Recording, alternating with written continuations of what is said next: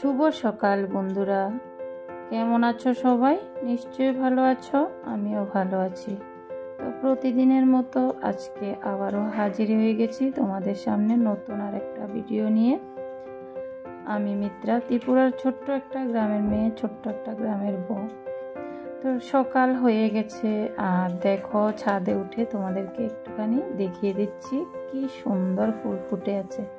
আর জানো তো বন্ধুরা, আজকে 2 দিন ধরে বৃষ্টি হচ্ছে। তো এখন যদিও বৃষ্টিটা নেই, একদম হালকা হালকা করে একটা দুটো করে ফোঁটা পড়ছে। তো ভাবলাম একটু ছাদে এসে ঘুরে যাই। সকালে ঘুম থেকে উঠে ছাদে এসে ঘুরে যেতে কিন্তু ভীষণ ভালো লাগে, তাই না বলো? তো যাই হোক, তোমরা যারা যারা আমার ভিডিও দেখছো তাদেরকে জানাই অসংখ্য ধন্যবাদ। আর প্লিজ পুরো ভিডিওটা স্কিপ না করে দেখতে থাকো, আশা করছি তোমাদের কাছে ভীষণ ভালো লাগবে। তো বাস আর কি, ফুল দেখানো তো হয়ে গেল, আজকে 2 রকমের ফুলে দেখালাম। তো চলো এখন ঘরে যাই। এসে পড়েছি ঘরে, আর ঘড়িতে বাজে দেখো কয়টা। তো এখন বাইরেও একটু একটু বৃষ্টি হচ্ছে। আর ভাবছিলাম মেয়েকে স্কুলে দেব না, কিন্তু মেয়ে বলছে যাবে। তো যাই হোক, মেয়েকে এদিকে মোটামুটি রেডি করিয়ে নিলাম। আর এদিকে দেখো মেয়ের জন্য টিফিনে কি বানালাম। তো আজকে দুটোই বান ছিল, এই দুটো বান দিয়ে আমি ডিমের ভুজিয়ার মতো বানিয়ে তারপর উপরে সস দিয়ে দিয়েছি। তো একটা দেব মেয়েকে, কারণ মেয়ে একটার বেশি 2টা খেতে পারবে না, যেহেতু ও ভাতটা খেয়ে যায় সে কারণে। আর একটা ছেলের জন্য রেখেছি, কারণ ছেলে তো এমনি তো মজার জিনিস খেতে চায় না, এরপরও ছেলের জন্য একটা রেখেছি। ভাই বোন 2জন, যদি একজন খায় আর একজন না খায় ভালো লাগে না। তো যখনই আমি টিফিন বানাই, ছেলের জন্য বানালে মেয়ের জন্য রাখি, মেয়ের জন্য বানালে ছেলের জন্য রাখি, না হলে ভালোই লাগে না। তো যাই হোক, ছেলের জন্য রেখে মেয়েকে দিয়ে তারপর এসে পড়েছি এখন মেয়েকে চুলগুলো বেঁধে দিতে।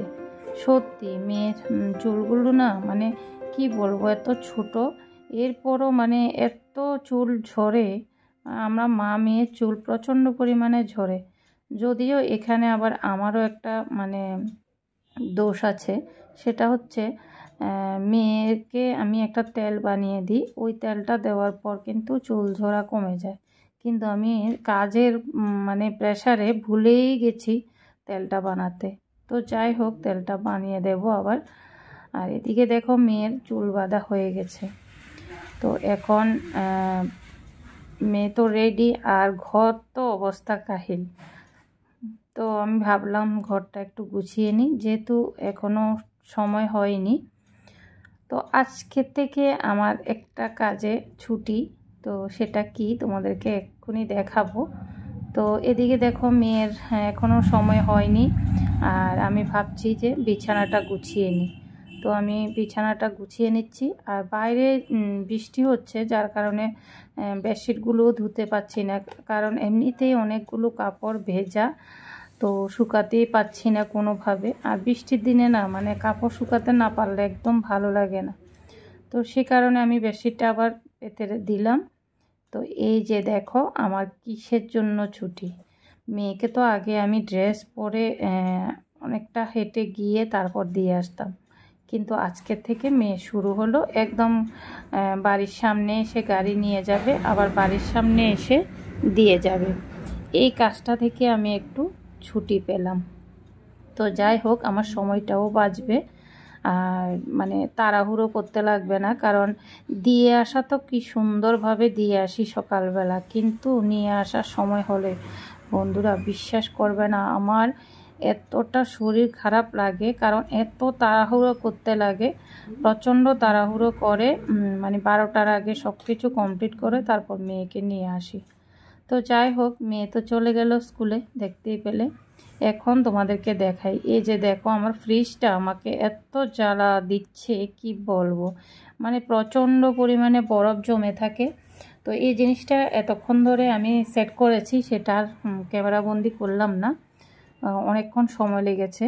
এই যে দেখো, ছেলে বলছিল ছেলে স্কুলে যাবে না, সে কারণে আমি এই যে ফ্রিজটা পরিষ্কার করে তারপর এদিকের মানে ওয়াশিং মেশিনটা ওদিকে নিয়ে গেলাম, আর ফ্রিজটা এদিকে নিয়ে আসলাম।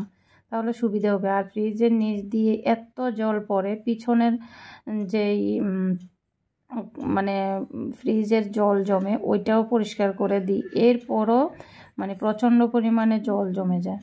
আর দেখতে তো পেলে কয়টা বাজে, 8:30 বাজে। তো এগুলো করতে করতে 8:30 বেজে গেছে। এখন আমি বসিয়ে দিলাম দুধ। আর এখানে দেখো রাতে চিকেন এনেছিলাম, তো চিকেনটা রেখে দিয়েছি, দেশি চিকেন।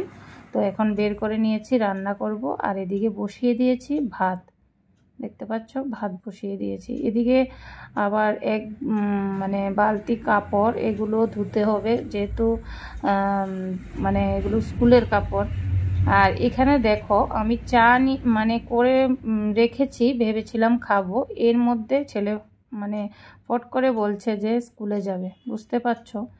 এবার তাড়াহুড়ো করে আমি কি বানিয়ে দেবো, এদিকে ভাতটাও হয়নি। আর বাসন, এক বেসিন বাসন হয়েছে, বাসনগুলো ধুয়ে এভাবে রেখে দিয়েছি। ছোট্ট একটা ঘরে মানে কিভাবে যে থাকি, সত্যি মানে যে থাকে সে বুঝে, নাহলে আর কেউ বুঝে না। তো এদিকে দেখো মানে আমি কি করব বুঝতে পারছি না। ছেলে হঠাৎ করে বলছে স্কুলে যাবে, এর আগে ছেলেকে অনেকবার বলেছি, বলছে যাবে না। তো সেই কারণে আমি কাজগুলো করে নিলাম।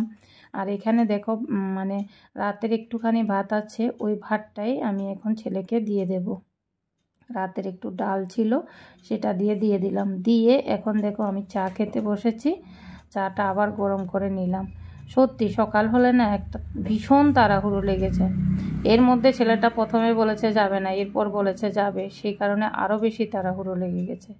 তো এই যে দেখো আমি এই ফাঁকে রান্নাটা বসিয়ে ঘরটা গুছিয়ে নিলাম। ছেলেও চলে গেছে স্কুলে। এবার এদিকে আমি রান্না বসিয়ে দিয়েছি। এই দেখো এগুলো হচ্ছে কাঁঠালের বীজ সেদ্ধ দিয়েছি, একটা শুটকি বানাবো। আর দেশি চিকেনটা বানিয়ে নিচ্ছি, কারণ চিকেন দিয়ে আমি ভাত খেতে পারি না, সেটাই হচ্ছে মেন ব্যাপার। ছেলে মেয়ে তো চিকেন দিয়েই খেয়ে নেবে। আর আমার জন্য একটা শুটকি বানাবো, আর ডাল আছে রাতের। তো যাই হোক, এখন দেখো আমি রান্নাটা সেরে নিই। আর বাসনগুলো গুছিয়ে নিয়েছি।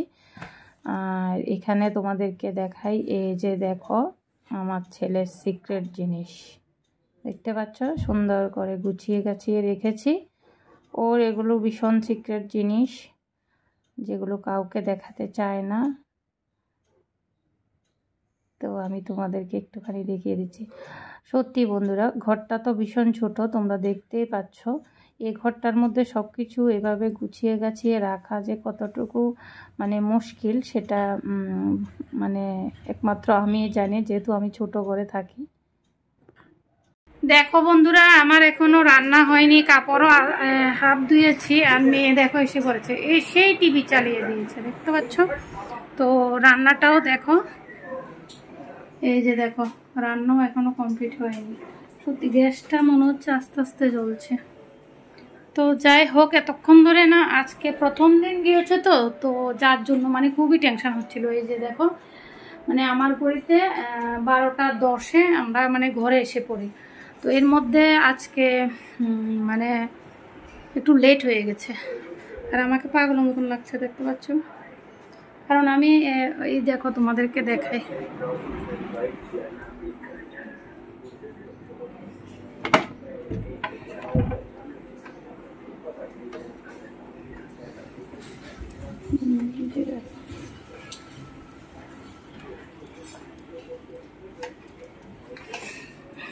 কাপড়গুলো হাত ধুয়ে এভাবে রেখে দিয়েছি। আর ফ্রিজটা এভাবে করেছি। এখন কেমন লাগছে বলো, সুন্দর লাগছে না? তো যাই হোক, এখন মেয়ে টিভি দেখুক, আমি এটাকে মা কাজগুলো করে নি। হ্যাঁ, তো চলো পরে দিয়ে কথা হচ্ছে। হ্যাঁ বন্ধুরা, মেয়ে রেডি। কিরে বাবা, দেখো বন্ধুরা, আমার মা আমার জন্য আরেকটা ড্রেস বানিয়ে দিয়েছে। তো ফ্রেন্ডস, এই ড্রেসটা আমি আবার বানালাম। আগেরটা তো দেখলে, আর এবারে ডিজাইনটা দেখো, উপরে ফিতা দিয়েছি। আর দেখো মেয়ে কি খুশি। সত্যি কথা বলতে কি, ড্রেসের কোনো অভাব নেই, কিন্তু এরপরও মা সেলাই করতে বসলে আমার জন্য একটা ড্রেস বানাও, আমার জন্য একটা ড্রেস বানাও, এমন করতে থাকে না রে মাম্মা? তো সে কারণে দেখো আরেকটা ড্রেস বানিয়ে দিলাম। তো সত্যি গরমের ভিতরে না মানে এই ড্রেসগুলো পরতে ভীষণ আরামে লাগে। তো যাই হোক, মেয়ে ভীষণ খুশি। খুশি না মাম্মা? হ্যাঁ, তোমার কাছে কোনটা বেশি ভালো লেগেছে, আগেরটা না এখনেরটা? দুটোটা ভালো লেগেছে। তো যাই হোক, এখন খেতে বসছে। বসো মাম্মা। তো যাই হোক, যেহেতু এখন ছেলে নেই, ছেলে স্কুল থেকে আস্তে আস্তে লেট হবে, তো আমরা মা মেয়ে খেতে বসে গেছি। আর কি কি রান্না করেছি তোমাদেরকে তো বললামই, তো দেখতে পাচ্ছ রান্নাগুলো। তো যাই হোক, এখন খেয়ে নেব। আর এখানে আমি ভয়েসটা কাট করে আবার দিচ্ছি, কারণ পাশের বাড়িতে এত কাজ হচ্ছে না আজকে কতদিন ধরে, মানে কি বলবো, ভিডিও এডিট করতে আমার খুবই প্রবলেম হয়ে যাচ্ছে। তো সে কারণে আমি 2 দিন ভিডিও দিতে পারিনি।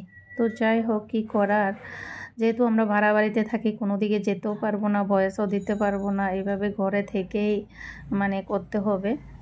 তো এখানে দেখো আমরা মা মেয়ে এখন খেয়ে নেব, আর ছেলে আসবে অনেক মানে 4:30-র দিকে।